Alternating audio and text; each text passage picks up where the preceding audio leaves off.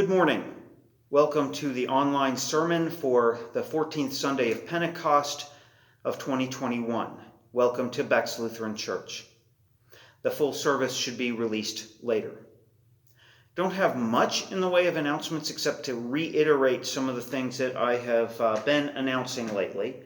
One being that the Synod has released guidelines for August, and those are available in the church. They're on a bulletin board, and they're also available on my Facebook page or the Synod's page. And I expect that new guidelines will be released for September. As the numbers continue to worsen, difficulty increases, I expect new guidelines. These are challenging times. And I know people have different feelings about different things, but I also want to remind you that the FDA has now fully approved one of the vaccines that is in current use, the Pfizer vaccine. It is fully approved, and I would encourage people to do that and decrease our chances of having problems or an outbreak here that could hurt people that we love and really want to take care of. So I encourage you to follow as many precautions and safety issues as you can. Next Sunday, September 5th, I will be away. We will be having a guest preacher. It will be Rebecca Moritz, that I believe everybody at Beck's should know because she has been a member here at Beck's in the past. So I think everybody who's been here for a while will remember her. And so she will be the certified lay preacher for this Sunday, and she will also be using pre-consecrated communion elements to lead the service. There will not be a sermon recorded for that Sunday, but hopefully the service will itself be available later that day or the next day. So I will be away that week entirely. I will be unavailable starting September 3rd. We are having our wedding rehearsal on the 3rd and have to do some decorations and last minute everything. The 4th, I will be preparing for the wedding itself, and then we will leave and go on our trip to our honeymoon in Virginia for a week, and I will be back on September 12th. So during that time, I have left a list of pastors in the Davidson County area with phone numbers. Council members have those names and numbers. Kelly has those names and numbers. So if you have need during that time, those are the people to contact. I hope that you don't have any kind of special needs. I hope that there are no emergencies. But if there are, you can reach out to any of those people. This week's sermon makes use of all three readings, and so I will begin with our first reading from the Book of Deuteronomy, the 4th chapter. So now, Israel, give heed to the statutes and ordinances that I am teaching you to observe, so that you may live to enter and occupy the land that the Lord, the God of your ancestors, is giving you.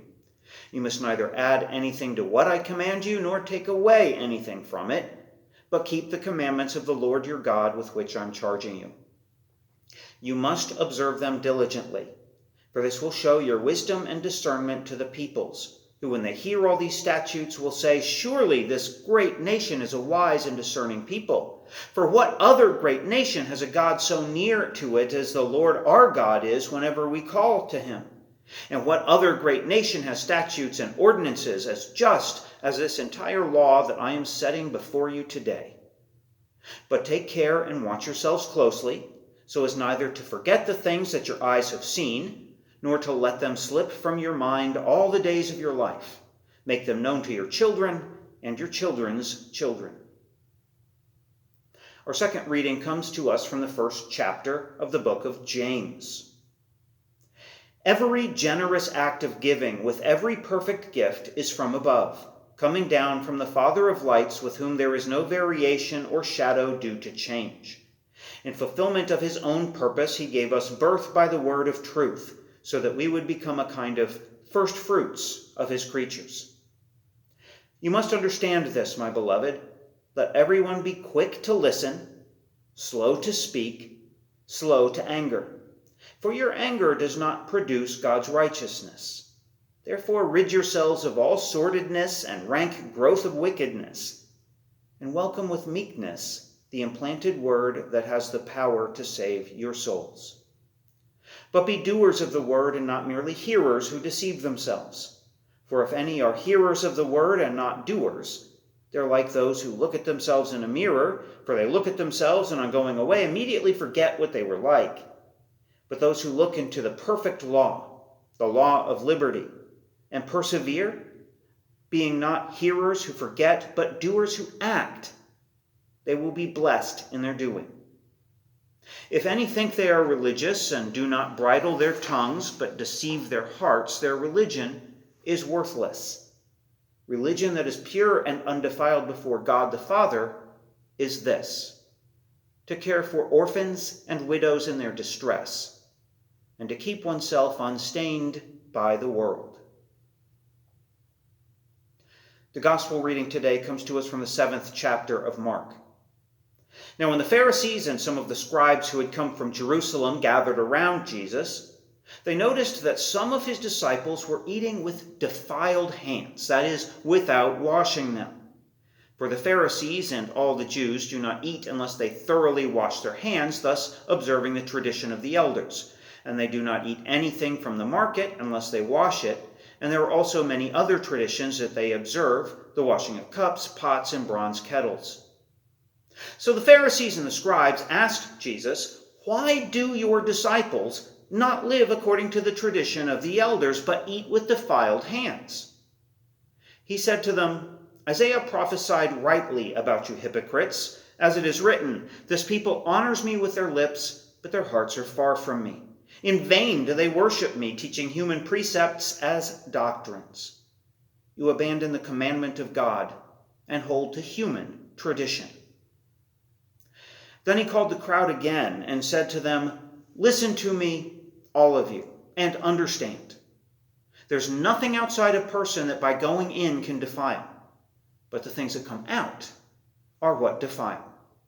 For it's from within, from the human heart, that evil intentions come: fornication, theft, murder, adultery, avarice, wickedness, deceit, licentiousness, envy, slander, pride, folly. All these evil things come from within, and they defile a person." Here end our readings.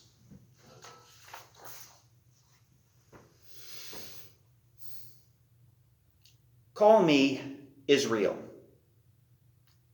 Israel means one who wrestles with God. And I felt like I really did some wrestling with our texts for this week.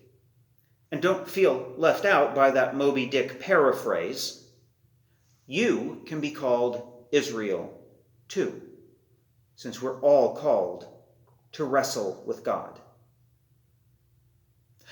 Our first reading from Deuteronomy really jumped out at me and got me wrestling.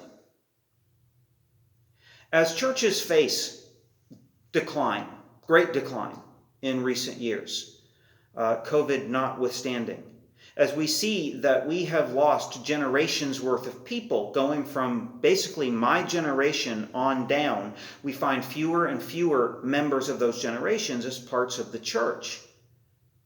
I know that people worry about such things, and they worry about how do we reach out to those people? How do we find ways to connect with them in a way that's meaningful and attracts them?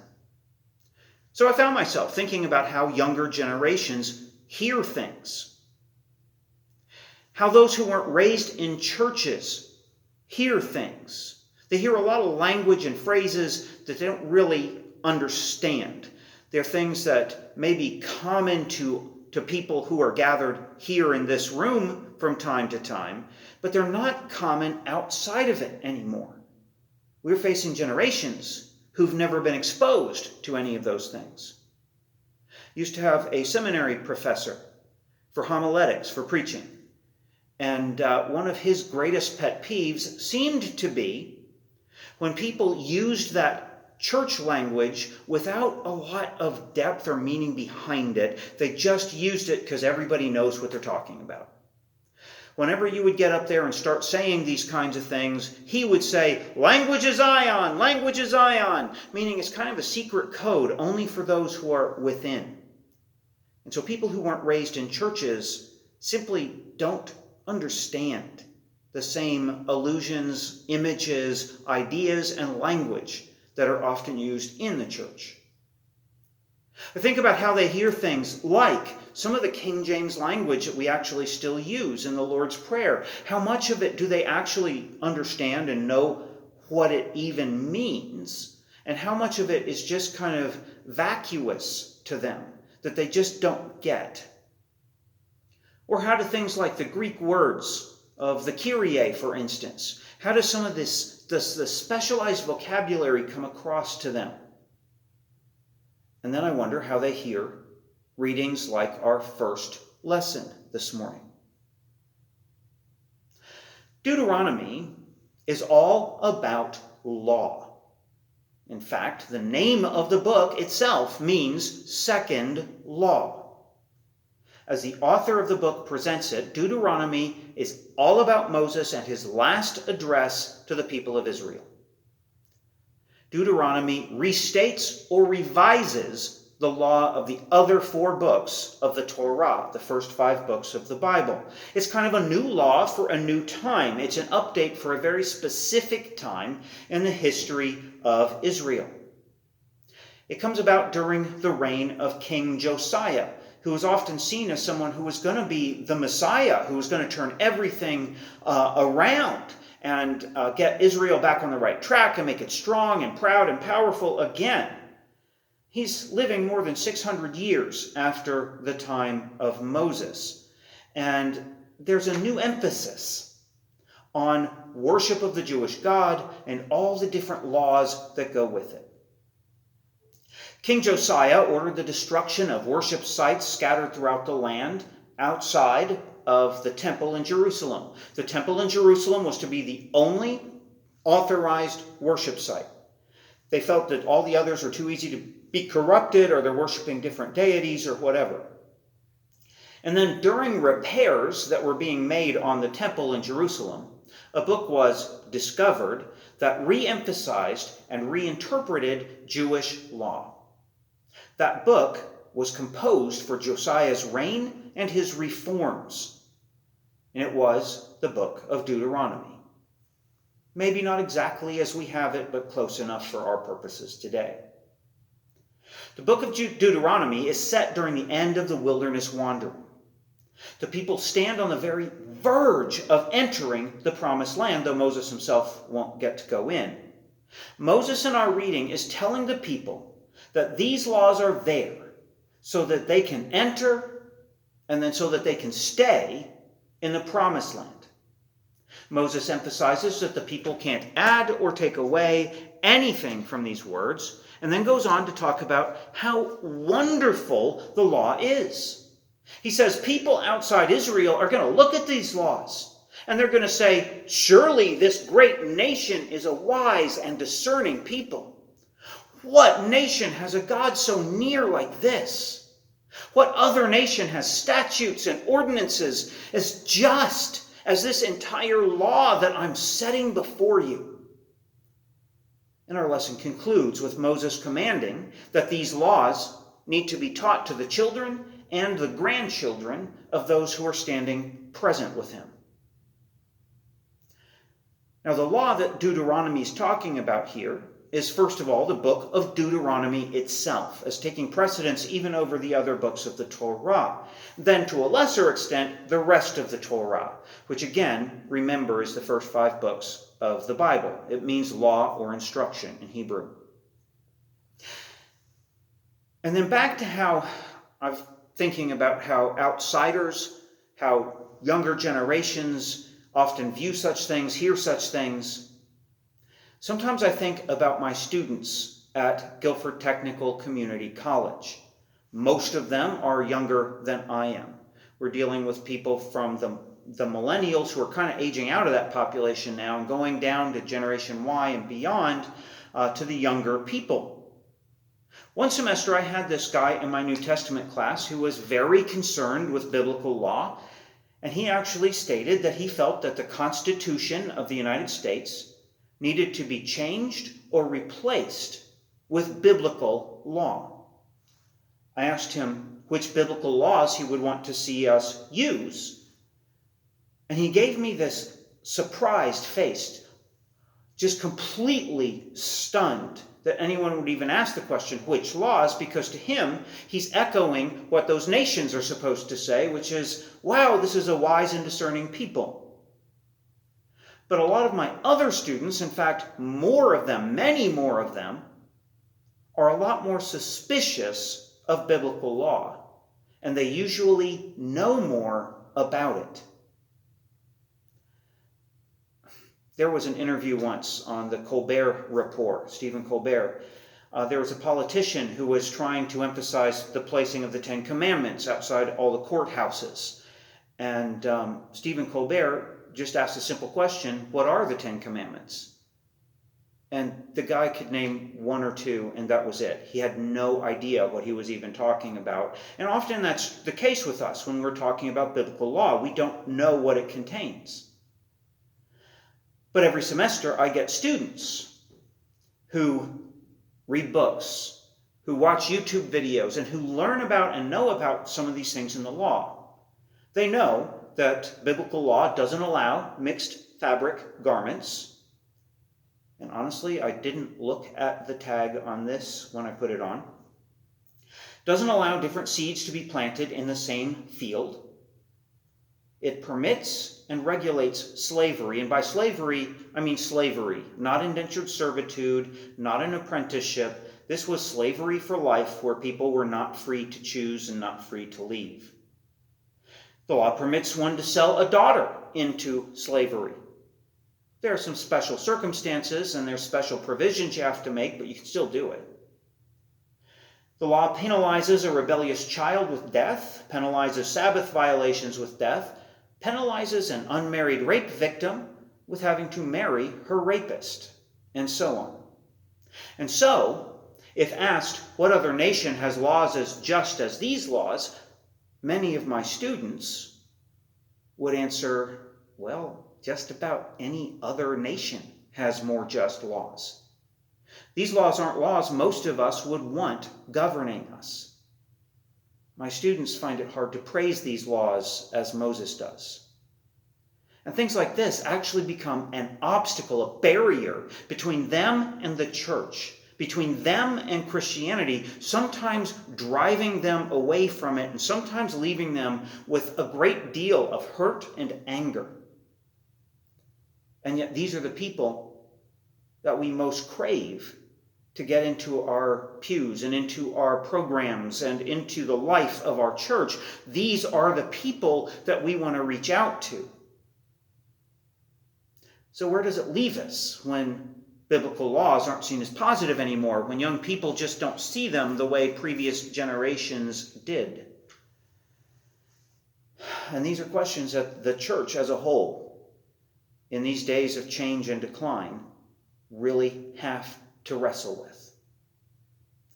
And I think the answers aren't necessarily found in the Torah and the law itself.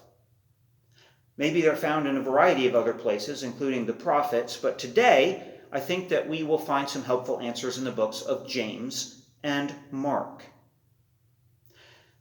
We in Lutheran churches often don't talk a whole lot about the book of James. Martin Luther didn't care for it much, mostly because it didn't seem to support his understanding of God's free grace, salvation by grace apart from works of the law. And he even called it an epistle of straw. And a lot of Lutherans have kind of inherited that attitude, almost like it's in our DNA, and we don't want to talk about James very much. But there's also a lot to value about James, Luther notwithstanding.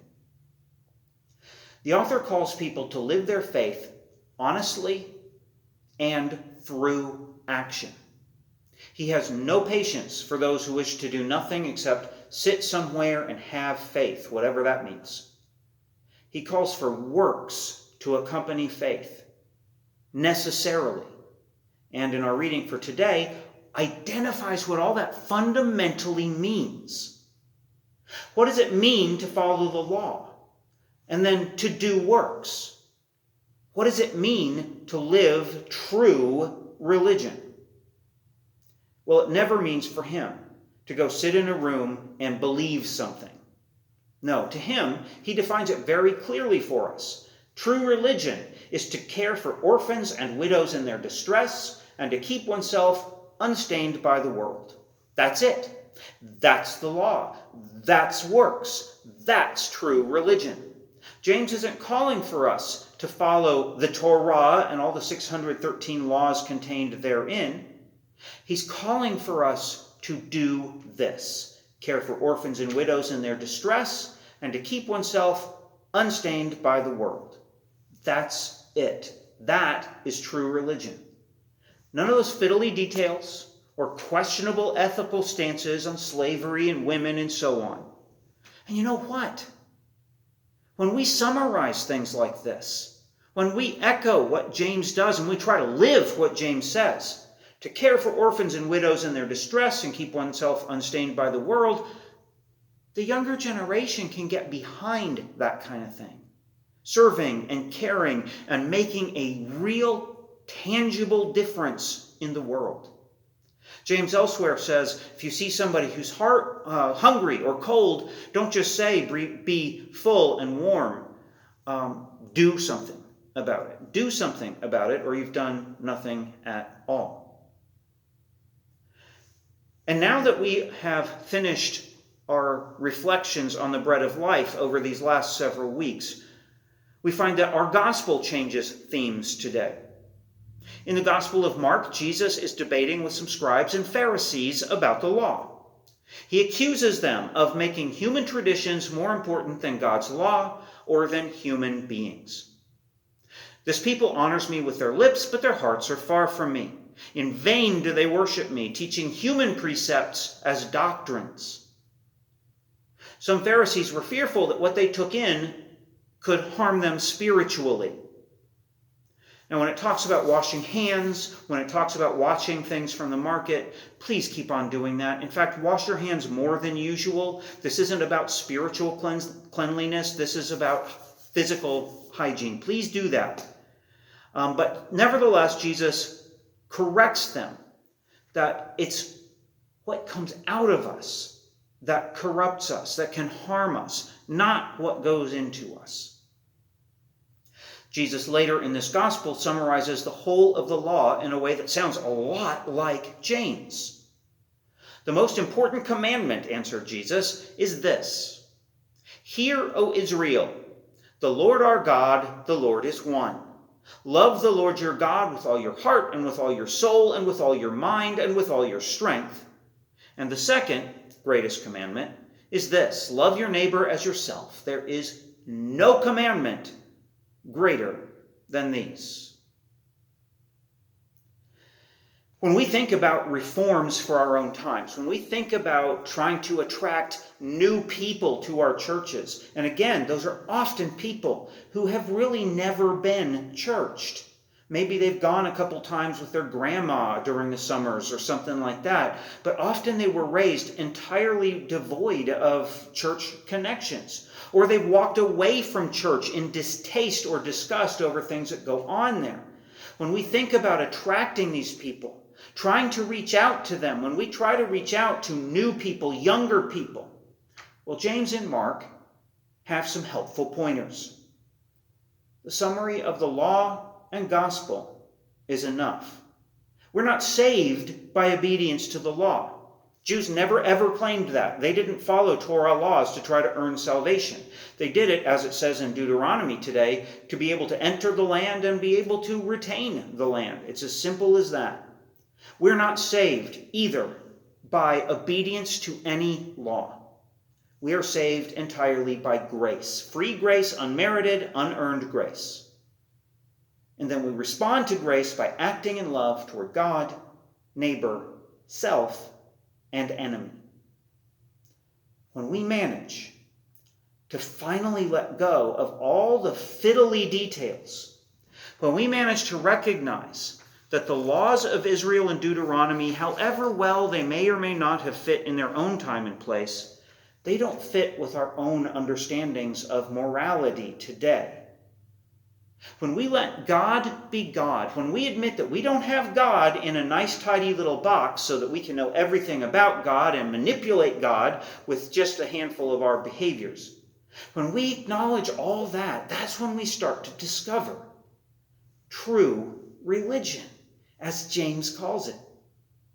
That's when we begin finally to follow God's way, to enter God's kingdom, as Jesus calls it. Israel means one who wrestles with God. And that's what we do. When we wrestle with texts like these, we're doing divine work.